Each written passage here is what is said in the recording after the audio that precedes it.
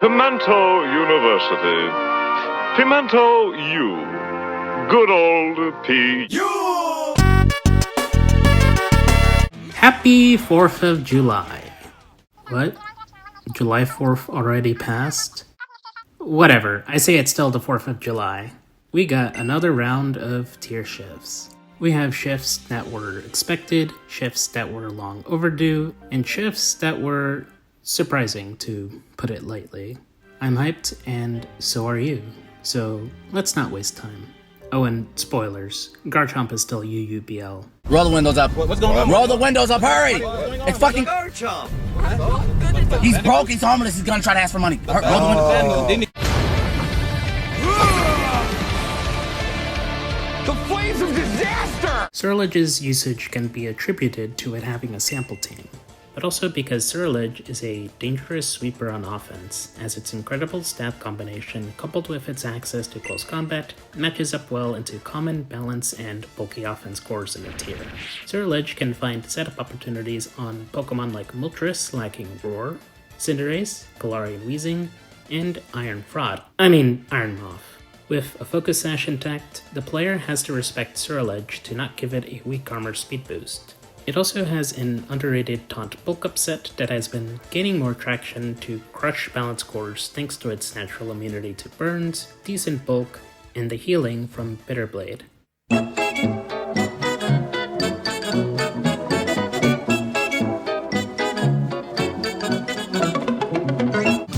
what is a man?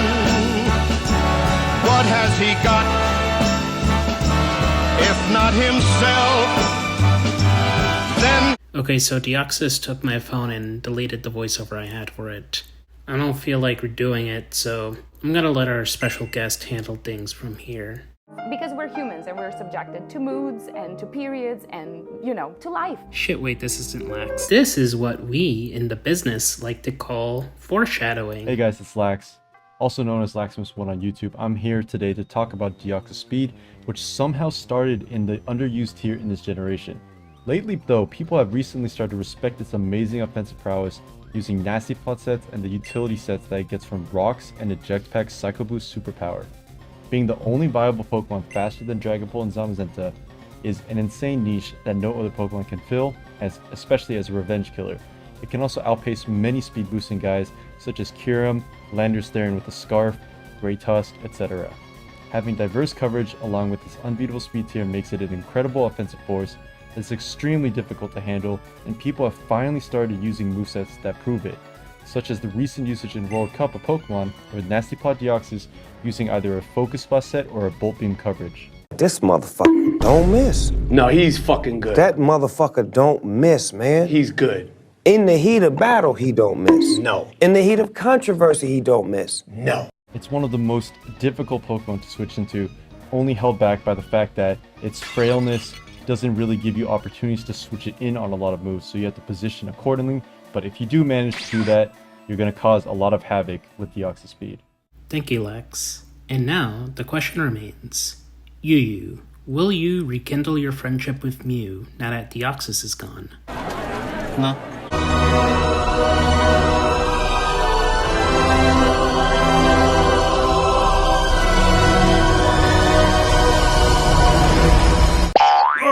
One of the most valuable things you can have in Scarlet and Violet OU is priority, and Scizor has one of the most consistent priority moves in the tier, picking off many of OU's offensive sweepers, especially with Fairy being a relatively common Terra type. Scizor isn't just here to click this one button, it provides further value with knockoff, forcing most of its checks to give up their items, as well as hitting Goldango, and U-turn letting it act as a solid offensive pivot that can keep Scizor relevant even in theoretically bad matchups. Scizor's defensive typing lets it check Calm Mind Iron Valiant, Deoxys Speed, Hydrapple, Latios, and more notably, Kyurem. Though keep in mind that Scizor's mediocre special bulk and lack of roost does mean you can't come in on these threats repeatedly, but swapping into them 2 or 3 times a game is more than enough for the fast-paced teams it finds itself on. Some players even run cheeky Swords Dance Terra Blast Electric sets to surprise many of its biggest checks. TLDR, Scizor provides a ton of roll compression with speed control, pivoting, and a resistance to fairy or ice-type moves. Why is there smoke coming out of your oven, Seymour? That isn't smoke. It's steam. Steam from the steams we're having. Steam. After making headlines during the Roaring Moon craze, Galarian Weezing has made it to OU for the first time. In unrelated news, washed-up RU star Flygon was reported saying, quote, "Fucking finally." There's already videos out there explaining why it rose, but to keep it brief, Galarian Weezing revolutionized balance and stall structures, being the only mon that can defog versus Goldango with neutralizing gas. This ability also disables opposing abilities like Regenerator, Poison Heal, Magic Guard, etc. It also spreads burns and poison while boasting a defensive typing full of useful resistances. All this has led to several unique offensive and defensive cores centered around Galarian Weezing's unique traits. Kids, if you ever have a bully problem, just take a deep breath, imagine a happy place, and when the fucker ain't looking, knock his ass out with a big fucking hammer. Tinkaton's reign in OU was short-lived. Its poor matchup into the tier's best hazard removers makes it an awkward rocker to fit, and its over-reliance on Balloon, along with a lack of longevity, means Tinkaton is limited to certain team structures. With that said, Tinkaton is still a great mon. It's good at countering offenses reliant on Hatterini to keep rocks up. Encore is a top 3 move in the meta, and Tinkaton's defensive profile still proves to be important with Darkrai, Deoxys speed, and Weavile being dangerous versus the bulky offenses Tinkaton finds itself on. The takeaway here is that Tinkaton is good, but not splashable. Manaphy has been making waves on offense as a potent wall breaker. While not as fast or as immediately threatening as Greninja and Keldeo, Manaphy's combination of Tail Glow and better bulk lets it match up well into the common regenerator cores in the tier. Energy Ball hits bulky waters, and Ice Beam hits Torn and Hydra Ball. You could also substitute Energy Ball with Substitute to 1v1 Slowking, even if it terrestrializes. Though the Smogon deck says Manaphy likes to run Terra Fairy, I'd honestly say that Steel or Electric are the best Terra types for it. The former flips your matchup with grass types and Latios while granting you a toxic immunity, while the latter gives you only one weakness and lets you set up on Tornadus. Both those make you weak to ground, but Manaphy outspeeds and threatens a majority of ground types, so it's fine. Aura? Okay. That fucking bird that I hate. That fucking bird that I hate. That fucking bird that I hate. That fucking bird that I hate. This cool-ass specially defensive bird has a crucial resistance to not just dark, but also grass and fighting, along with a dragon immunity. Fezandipiti can take advantage of its defensive profile by proccing Toxic Chain with either U-turn or beat up. Fezandipiti also plays a role in punishing Skeledurge. Shrug off a couple hits due to its amazing special bulk, and threaten to cripple it with Toxic Chip. Steel types also don't appreciate a potential heat wave, especially more specially frail steels like Excadrill and Skarmory. What, are we gonna fight the sun? In OU and RU, Slitherwing is used as a pivot that packs powerful priority, but in UU, its main niche is as a setup sweeper. Slitherwing can snowball quickly with Bulk Up plus Flame Charge plus Booster Energy, packing Earthquake to hit Pex and Heatran, using Terrifier to grant stab to Flame Charge, and also prevent itself from being burnt. Skeledurge is one of the best anti-offense measures in Underused, being an unaware wall that can be splashed on many teams, as it's not passive with Wisp and Torch Song being able to force consistent progress. However, since Booster Energy ignores Unaware, Slitherwing can deal a ton of damage to the Dirge, forcing it to terrestrialize in order to not get obliterated by 2 Earthquakes, which opens up its teammates.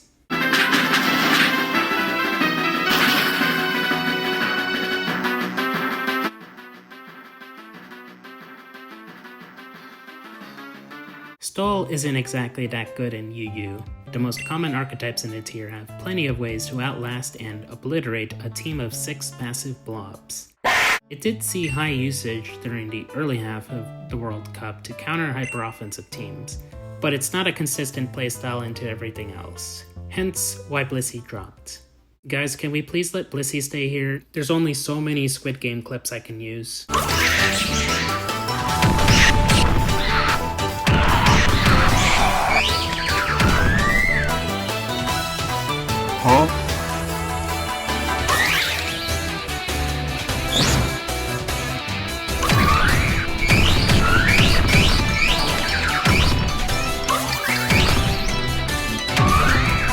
The environment of Underused is unkind to a pure grass type. Resists to its leafy ivy cudgel are everywhere. Skarmory has been picking up in usage, and so has Fezandipiti.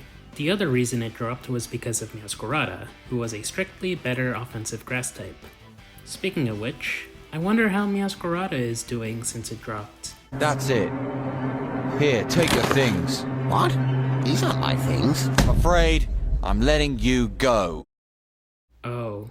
That is the peak of disappointment. Serperior's downfall needs to be studied. Now, you might think that Serperior would break UU in half with Flare plus Terra Blast. But just like how OU thought Serperior would be broken with Terra, this snake was exposed as a fraud, contrary to what it led on to be.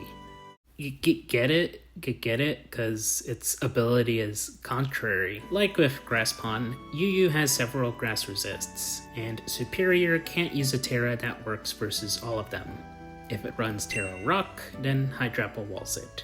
If it runs Terra Ground, then Torn and also Hydrapple wall it.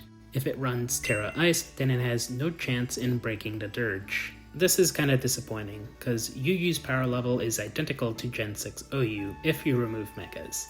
So Serperior has to languish in its spot in RUBL, cause there's no way this shit is balanced for the lower tiers, while its old compadres Latios, Excadrill, Rotom Wash, Tornadus, and Heatran all enjoy retirement in UU. We are now no longer the knights who say we are now the knights who say. Welcome back, Gallade. The ORAS RU player base missed you. Its middling speed doesn't stop it from ruthlessly slicing through the meta's common fighting and psychic weak walls. Slowbro and Reuniclus aren't safe either, as they are humbled by a Swords Dance boosted Leaf Blade and Gallade's decent special bulk. Though its space 80 speed is mediocre, it is more than enough to outspeed meta staples like Armarouge, Bisharp, Volcanion, and more. Plus, it can offset this with agility or a choice scarf. My wrist is so stupid they call it Verlisify. Dusk Lycanroc is used as a hazard lead with Fast Taunt to shut down Defog or opposing hazard setters, and endeavor to bring something to low health similar to what its midday counterpart did when it was in PU. Though the meta has shifted to be more defensively oriented, Hyper Offense remains a strong archetype, so there is always a need for fast leads like Dusk Lycanroc. Claude, I hope you fixed that surge. RU has recognized Gastrodon as one of the most consistent Volcanion checks in the tier, or as consistent as Volcanion checks can get. Gastrodon is also an amazing spike setter that has shifted the tier into hazard stack, not only threatening opposing hazard setters like Jirachi, Rhyperior, and Registeel, but also blocking Cyclizar's futile spinning attempts with Terra Ghost. With Galarian Weezing's departure, hazard stack will only continue trending upwards. He was a serial killer who bragged about killing people, and he professed and confessed to be a demon. He was dead, bruh. If he wanted you out of there, he'll go do it himself on feet by himself. Vaughn gave me a lot of passes. He could have killed me a couple times. I was happy as hell when I found out Vaughn was dead. I cooked for the whole day. I was relieved for the community, man, because he was over there torturing them guys, man. I ain't gonna lie to you, man. And you players rejoice, because from what I've heard, you guys really hate this thing. Anyways, Alolan Muk has found a place on slower teams with a rest talk set to keep itself healthy, while firing off nasty Poison Touch knockoffs. The list of things it checks is pretty big. Noivern, Offensive Calm Mind Jirachi, Gengar, Suicune, Basculegion, Gardevoir, Reuniclus, etc. It can even annoy Volcanion with Terra Water. Level up. Can I see you as my crush? I will not judge. Tell you for I don't want love. See you in those. Feraligatr has heavy competition with Gyarados as a physically offensive water type, and is held back by an unfortunate 4th blue slot syndrome. It wants Dragon Dance to sweep, but then it misses KOs on targets like Slowbro, and if it runs Swords Dance, it wants Aqua Jet to pick off fast threats, but has to sacrifice the incredible damage output from Sheer Force boosted Liquidation. This is my pet duck Adam going for his first swim. Be careful, Adam.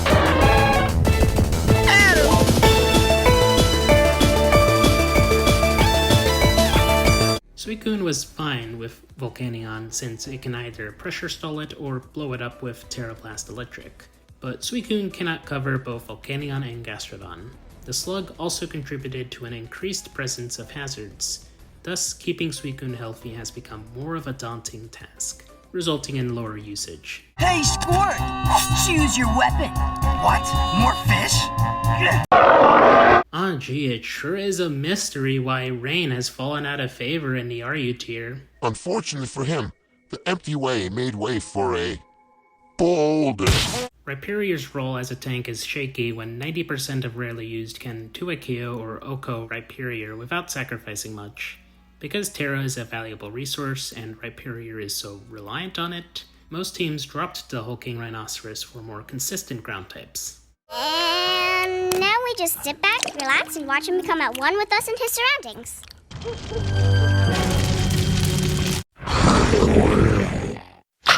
Drednaw has been causing a storm in the NU player base as one of the tier's scariest setup sweepers.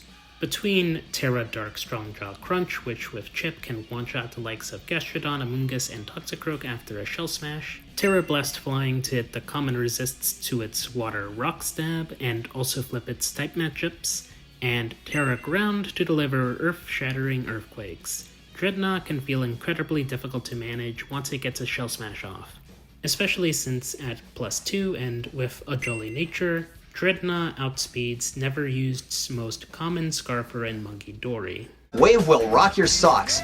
If only we could see her take wing. Altaria, the fluffy bird that could, is a reliable defensive glue on balanced teams. It's one of the few defensive defoggers NU has access to.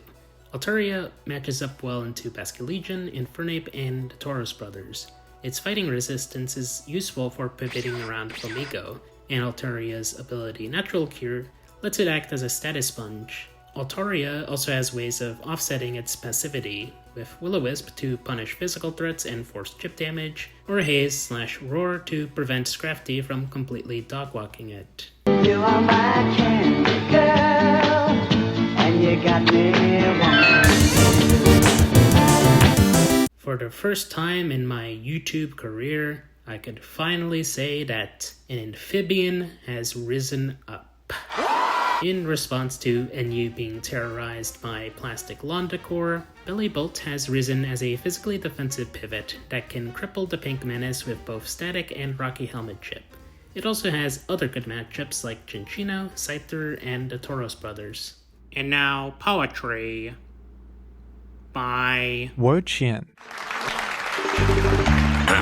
I'm gonna go ahead and I'm just gonna ring your mom's doorbell. When I know you're asleep, I'm gonna ring your mom's doorbell. I'm gonna have the pizza box and be like, excuse me, man. He has pizza? such a See the way pizza with down. words. See the abs chiseling and busting through the Under Armour. See the BBC. Come on, Wu-chan. If you don't hurry this sooner, we're not gonna have enough time for the guest appearance. Shengineer. Scrafty has flown under the radar in NU for a while now, but has finally found its niche.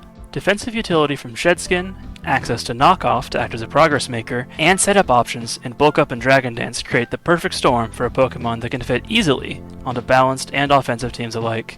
It is hands down the best counter to Alolan Muk we have, may it rest in piss, as well as a check to Psychic types like Monkey Dory, and other Pokemon that rely on status, such as Vaporeon with its Scald, Incineroar with Will-O-Wisp, etc. Scrafty can simply just spam Bulk Up, rest off the damage, and use Shedskin to cure all the status they inflict. It's really an absurd ability, well, at least when it actually activates. All in all, Scrafty is a Pokemon with both a high floor and a high ceiling, and I think it's a worthy inclusion to the NU tier. Shengineer out. Remember who won World War II? America! You know why? We had fucking Braviary!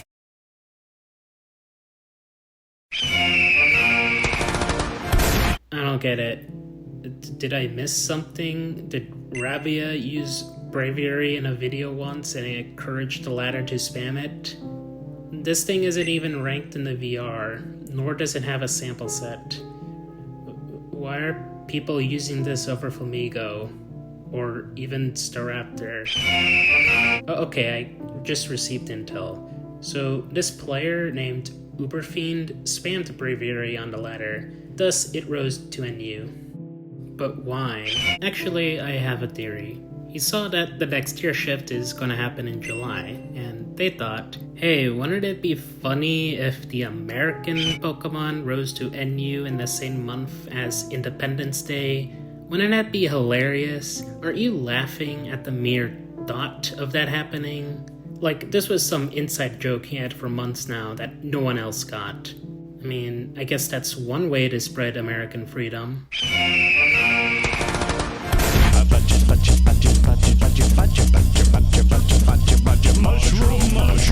Times change quickly now, don't they? Being a fighting resist that's weak to the most common fighting type in the tier is really bad, and Amoonguss has a tendency of giving Munkidori and Steel types easy switch-ins. Mons you don't want coming in for free. Also, Vileplume didn't drop. I guess NU and Vileplume just have some kind of toxic relationship with each other where one doesn't want the other to leave even though it'd be beneficial for both of them. Because that's the only explanation I can think of for why Dollar Store Amoonguss didn't drop. Let's go! Come on! Come on!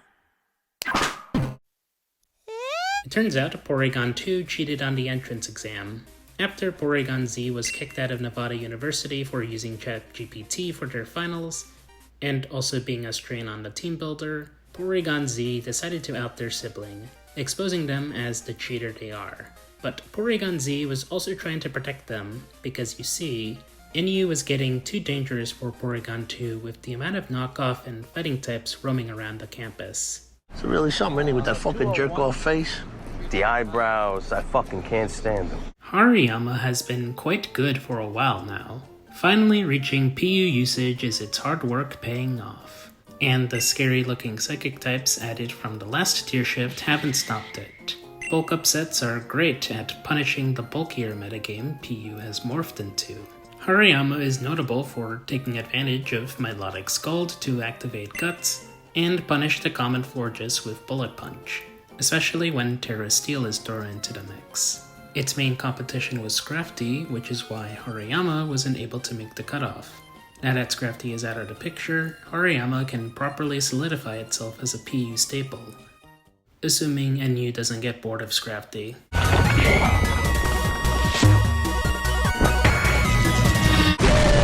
Insert obligatory Amoonguss reference here. Brute Bonnet stands as a solid choice on PU bulky offense and hyper offense. It's effective at trading, packing both great damage output and bulk for the tier standards. Strong Sucker Punches are useful for revenge killing, especially versus the many psychic types roaming around. Bonnet is a great switch into Wuchan, an otherwise incredibly annoying Pokemon to play around for offensive teams, being immune to Leech Seed and threatening huge damage with close combat. Synthesis is an option to keep itself healthy in longer games, and Covert Cloak to let it switch into non-Ice Beam Milotic or Palisand safely. Also, I'd hate myself for not mentioning this, but since Bonnet is the only Paradox Pokemon that gets Thief that isn't a fucking Uber, it turns into a semi-knockoff once booster energy is burned. You might see a couple players capitalize on that, but Crunch is more consistent and more reliable. Monkey! Monkey! I want the monkey! Get me the monkey, please. Grassy terrain. Don't pee on the floor, use the Commodore. La la la la la la la la. Another puffer rose to PU. This time it's the Hisuian variant.